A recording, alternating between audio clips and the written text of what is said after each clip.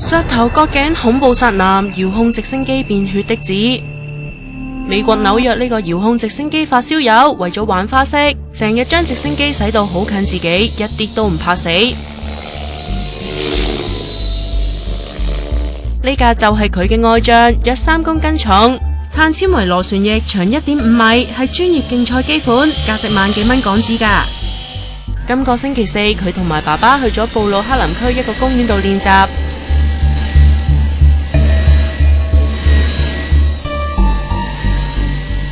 點知架機突然失控，以每分鐘轉2000圈嘅高速飛落皮羅扎克度，機葉即時變成血的子，鏟走咗佢部分頭部，仲割穿佢頸部主動脈，令佢大量失血身亡。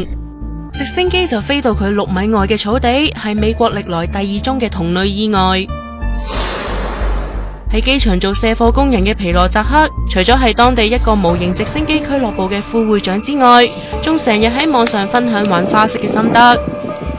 專家提醒，遙控直升機要喺空曠地方度玩，人同直升機要保持距離，玩之前記得 check 下夠唔夠燃料，零件裝實未，咁先至玩得安全㗎。